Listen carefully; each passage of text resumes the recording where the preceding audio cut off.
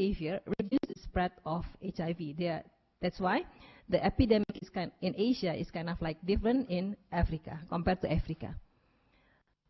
And the picture of HIV epidemic in Asia is very diverse, and epidemic in Indonesia and Vietnam still growing, but prevalence in Thailand, Cambodia, and Myanmar show declining due to effective prevention.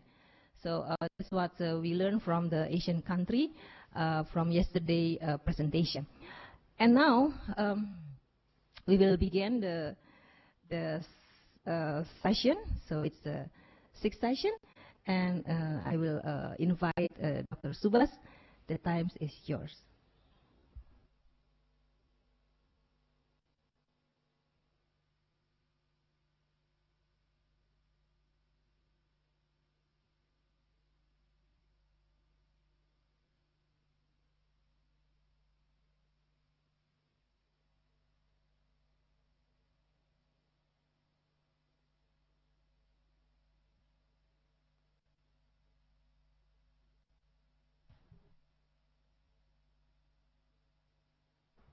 Oh, okay. Good morning again to all the campuses and the satellites. I was trying to recapitulate after the moderator has just recapitulated and summarized what we discussed last time, looking at where the epidemic status is in the global situation and how the Asian numbers haven't declined much, and so have the new occurrence or occurrence of new infections globally at 2.5 million infections every year. Today we will discuss about risk behaviors and the risk behaviors which would make individuals vulnerable not only to STIs and HIV infection, but also the other health damaging behaviors, which include for example, the individuals who take risky behaviors in terms of sexual transmission of HIV also are 5 or 6 times more vulnerable to use of drugs and intravenous drug use, and also similarly very high potential for other health damaging risk behaviors. So having known that, let's go a little bit back again, or restart again back from where the epidemic began 27 years ago. I'm sure that we did talk about year 1981, where the investigative research, something that is now beginning in terms of swine flu, that is, I'm sure all of you in the schools of public health are watching this flu that has begun from Mexico.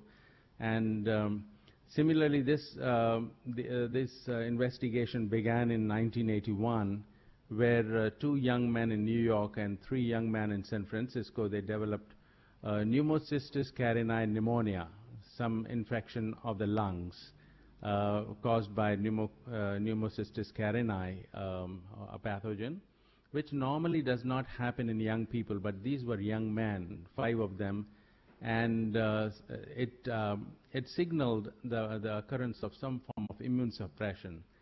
So the U.S. Public Health Agency, the Centers for Disease Control, sent out young trainees who are in the medical intelligence system to go to New York and San Francisco, and all the PCP patients, they were found to be men having sex with men. They are predominantly between 22 to 30 years old, 5 people.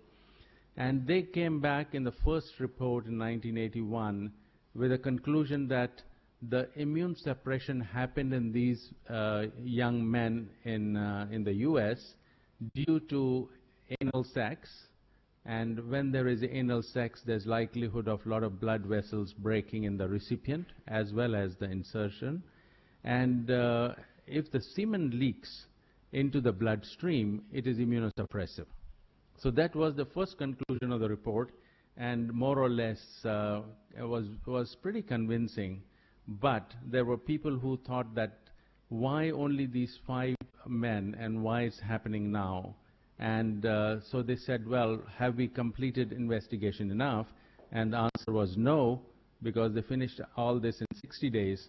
So they said, okay, let's send another team, a team that is not gone up earlier, because you want to reinvestigate these 5 deaths. And that again talks about public health, to be investigative, to be suspicious, to be having more questions all the time. So the second team went again back to San Francisco, New York, and they studied the sexual trees of these 5 individuals.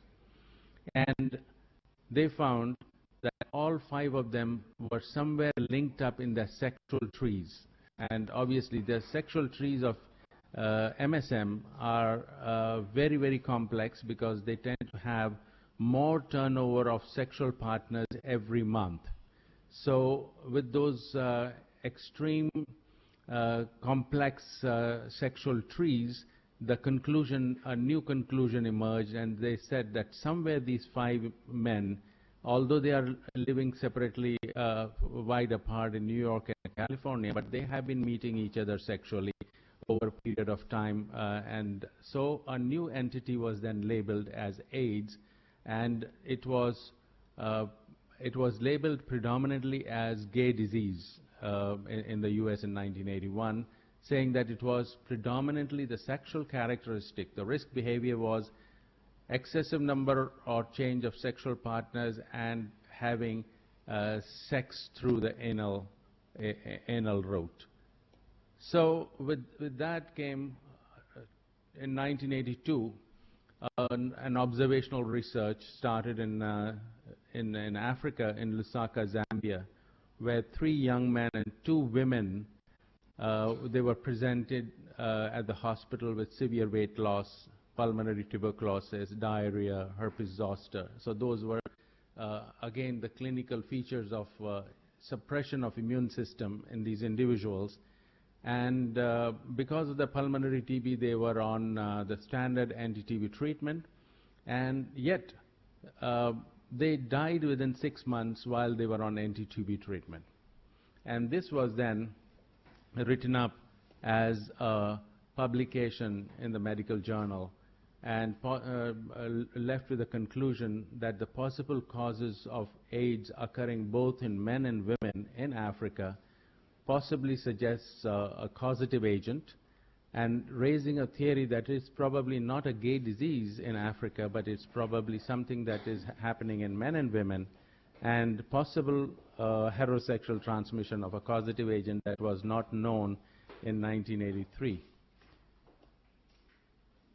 And for some of the schools of public health who are not physicians, we talk about AIDS, but several people in the schools of public health do not seem to have a face of AIDS attached to their memories. And when we talk about severe weight loss, these are the areas where the weight loss is looked at, not at the abdomen, because the abdomen in this individual is bloated up because of the tuberculosis there. But essentially, these are between the ribs where most of this weight is lost. Look at the arms of this individual. How do I go back? From here. Yeah, thanks. And the various types of infections on the face, and you can see the loss of the fat on the cheeks. So it's important to know the disease, but at the same time also important to know the images of the disease. And these can be very frustrating chronic diseases that occur in individuals with AIDS. It's not something that is like swine flu, for example, where the suffering is only for a few days and then goes into the lung disease and death.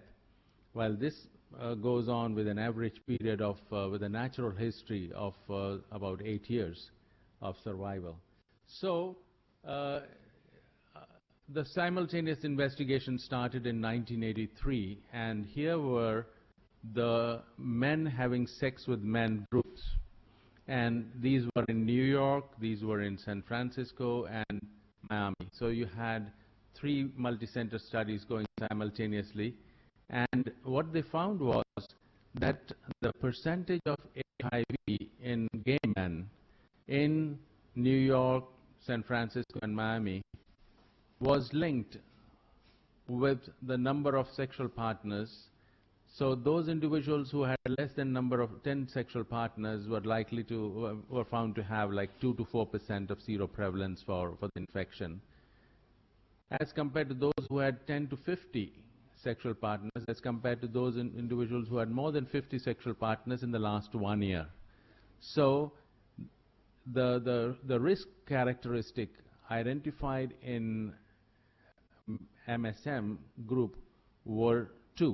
One was, in the study here, it was that the number of sexual partners is directly proportional with the likelihood of these individuals being infected with the virus that causes AIDS, because that the name was still lingering with HTLV3 and later became HIV as a virus. So with that characteristic, the studies moved on, and Africa became the focal point for lots of early studies. The reason being that the levels of infection in Africa was much higher than the gay men in New York and in San Francisco. And this is a study that was done in Lusaka and in Nairobi, where the individuals with genital discharge, these are STIs, tend to have HIV prevalence between 4 and 11%, as compared to those individuals who had genital ulcer disease, as compared to individuals who had no STI but were pregnant. And you could probably again correlate from these findings of these studies, talking about, again saying that the cofactor story of individual having ulcerative sexually transmitted diseases already are more prone to transmit or receive HIV infection. So there was a correlation again in this study. Then there was that if sexual transmission is related with high number of sex partners, then we would possibly find sex workers having a higher prevalence as compared to pregnant women in the general community. So you go to the antenatal clinic and you look at what is happening in Nairobi, what's happening in Amsterdam, and what's happening in New York with women attending the antenatal clinics, considering that most of these women are housewives and are not sex workers. At the same time, then you go look at the sex workers, which are brothel-based sex workers in different parts of the world across the continent. And again, this was showing the distinct difference between women who were sex workers versus women who were not sex workers. And you find that there is the correlation with the number of sex partners and the acquisition of HIV.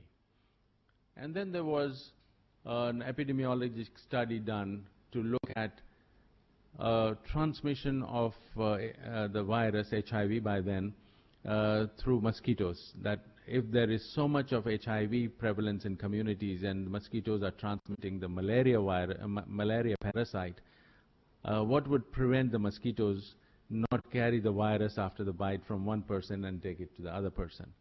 And this study then was designed in a community which is northern part of Zambia, absolutely next to Zaire that I showed you during the last lecture. And the community prevalence of HIV at that time was already 10%. And it was hyperendemic for the whole year for malaria cases.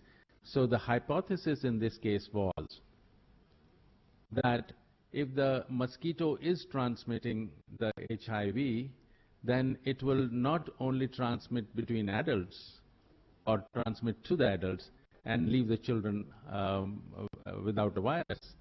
So let us go to the children who are non-sexual active, who are not sexually active, 6 to 12 years in school going children, and look at the level of HIV amongst those children. Now, if the mosquito is the transmitter, then obviously the mosquito will be biting the children as well. And out of the 4,400 school children, only one 11-year-old girl was found to be HIV positive, and the history later suggested that possibly it was an early sexual transmission exposure. So this laid to rest an epidemiologic paradigm or an epidemiologic dilemma that the mosquito was not going to be a vector important in the transmission of this virus. So within the transmission characteristics, this was a major kind of issue resolved. And then came the era of how do we modify the risk characteristics of this epidemic. And that is what we call as interventions. We want to modify the risk behaviors, we want to modify the cofactors, we would like to modify as many areas as possible to try and slow down the HIV epidemic. So one intervention that was started off in Tanzania in a large community where there was a lot of sexually transmitted infections, both ulcerative and discharges, and having an annual incidence of HIV at 2.2%. That means 2 people out of 100 would acquire HIV every year in that community. And then there was a control group, so it was more like a demonstration case control environment. And it was found that the 2 communities which were provided the syndromic treatment, amongst them the one which was provided at 2.2%, the one which was not provided a treatment for STI had a higher, double the rate of HIV transmission. So again, it brought us back to intervening the STIs. But public health again goes a step beyond, and everybody said that, okay, why are we going to be waiting for STI patients coming for treatment? Best is to deliver a mass treatment of STI to the entire community without examining them and look for STI. And that's like create a sterile environment and get over with it. Maybe every 6 months do mass treatments. But that didn't work at all. So there was no significant impact of just loading up people with antibiotics. So that was kind of dumped after a while. So that was one of the modifications of the environment or the risk characteristics of the epidemic. And the other one that intervention started was voluntary counseling and testing. And what it found from multi-center studies was that for an individual knowing his or her HIV status, it reduced the risk-taking sexual behavior of individuals.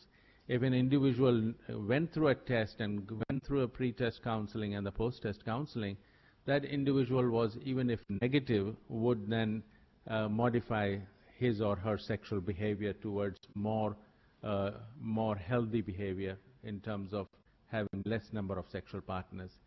And also, the individuals who went through VCTs were found to be having fewer future STIs, showing that they had changed a part of their sexual behavior. But having said this, one would be careful to say that behaviors are difficult to change. And within them, the health behaviors are difficult to change. And within that, the sexual behaviors are even more difficult to change. So if we assume that giving a certain level of knowledge to the communities will alter their sexual behavior, then I think we're probably applying a very simplistic characteristic change principle. It is too simplistic to be able to change sexual behaviors of people just by knowledge. So what will take it, we'll address it a little later, but there is a concept of co-transmitters that is now is the mainstay. There are either people who are co-transmitters, there are people who are non-core group transmitters. Then the question will arise is, where is the group of no transmitters? So we have people who are co-transmitters, there are people who are non-core transmitters, but there are no individuals who are non-transmitters. And that takes us to a fundamental study of sexual behaviors in several communities across the globe. And there are several studies that one can look back. Some are, of course, recent. A lot of them are recent 10 years, but some of them are 50 years old studies, especially in the West. And what most of them show, of course, with differences, is that predominantly in communities, 20% people have high-risk behavior in terms of their sexual behavior. 50% of people have moderate risk-taking behavior as far as sex is concerned. And the remaining 30% are low risk-taking people or low vulnerable people. So that makes 100%. So where would the people who are non-vulnerable, where are the people who are otherwise not vulnerable? So I think within the human behavior, we find that individuals are either low vulnerable, moderate vulnerable, or highly vulnerable to HIV and sexual diseases, because that is one of the basic instinct and a behavior of individuals. So within the core transmitters, these are the people who would be 10 times more sexually active than the non-core group. An example will be that a core transmitter would possibly have one new sexual partner every 5 days, versus the non-core transmitter will have one partner in 50 days. But that also is high. Somebody having one new sexual partner in 2 months, that is like talking of 6 sexual partners in a year, is a non-core transmitter, but is a definite possibility of a transmitter. So essentially we are talking of now a spectrum where you say that, okay, there are sex workers, there are clients of sex workers, there are drug users, there are migrant laborers, there are all these individuals who fall in that 20%, and then there are people who fall in that 50% category, and then there are people who fall in 30% category. But they have to fall in these categories. So if we move with our public health knowledge with this background, I think we have understood part of today's lecture that the risk behaviors are universal and in all communities. This slide I showed you last time as well, but again trying to make sure that we understand that bringing synergies between interventions that are aimed at modifying the environment or the host or the agent, it brings you much more control of transmission. And what this slide essentially says is that we should be promoting condoms among individuals who are high-risk behaviors and moderate risk behaviors, and at the same time treat their sexually transmitted diseases if they do exist. So there is now, we say, is convergence of interventions or convergence of various strategies to modify the risk behavior as well as the environment. And one new thing that has happened of late in the last 10 years, I would say, is the antiretroviral treatment. Now, antiretroviral treatment is important for people who are infected, so you want to make sure that they do not get more diseases, that they do not have terrible type of diseases for the period of time that they have the terminal phase of HIV and AIDS. And you would want to see that they have better quality of life, more or less with these drugs now. Individuals who are adherent and compliant to the regimes can live their natural course of life, or the natural expectancy of life with these antiretroviral treatment. But for these expensive treatments to be dispensed and be made available to all those who need them, there have to be better public health explanations for instituting expensive therapeutics. And one important explanation that came up was, would antiretroviral treatment, apart from benefiting an individual, that's fine. Yes, it makes good clinical care sense. But from public health point of view is, does antiretroviral treatment also reduce the transmissibility of virus from these individuals if they continue to be high-risk individuals? And there are several studies that have reaffirmed the hypothesis that when an individual is on antiretroviral therapy, not only he benefits his own clinical status and his own quality of life, that individual reduces the probability of HIV transmission from him or her by 50 times. So, in other words, you are now also changing the characteristic of risk characteristic from an individual to the other individuals. And then there are several studies that have convinced the globe leaders, including the G20, that if you do not spend money to treat these individuals with antiretroviral treatment, that the first line treatment costs $600 per person. Now that is the best it has reached at this moment, $600 per person per year. But when these antiretroviral therapies started in 1993, that is about 15 years ago, the first line of antiretroviral treatment used to cost something closer to $20,000 per year for an individual. So no governments, including the US government, would be able to bear that kind of additional burden for fewer number of people benefiting out of these drugs. But over a period of time, the volumes and the generic kind of drugs available. So this is another change in the host has been created in a way that you use the therapeutics to benefit the individual. At the same time, the virus load in the individual declines 50 times, and so would be the probability of transmission from these individuals onwards.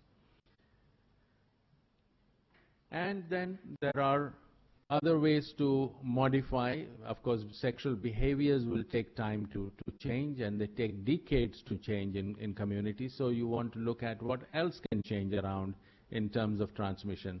And what else seem to have would be changing is the status of male circumcision. We are talking about male circumcision. WHO does not support any form of female circumcision at any point. So we are talking about male circumcision that has been shown to reduce the risk of HIV transmission from a woman to man or man to woman, either way, by 50 to 70%. So in that case, this again as an intervention to modify the transmissibility of the virus. And then one last is, are we doing enough for women? Are we empowering women enough to be able to be the passive receivers of the STI as well as HIV? So there are now microbicides. Several have been tried.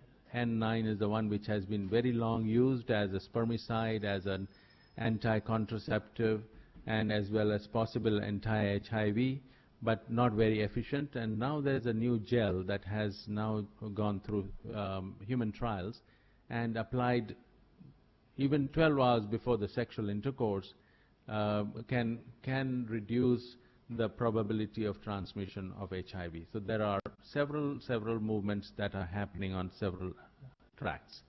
We will now also address, apart from the kind of sexual behaviors that we talked about, whether they are between men and women or men and men and women, we also have special categories or special situations and which make people more vulnerable to risk-taking behaviors. And these are predominantly the migrant populations. Now, migrant populations obviously, or we call the displaced populations, they could be due to natural disasters. They are basically also sometimes made by man-made disasters where there are wars and political conflicts.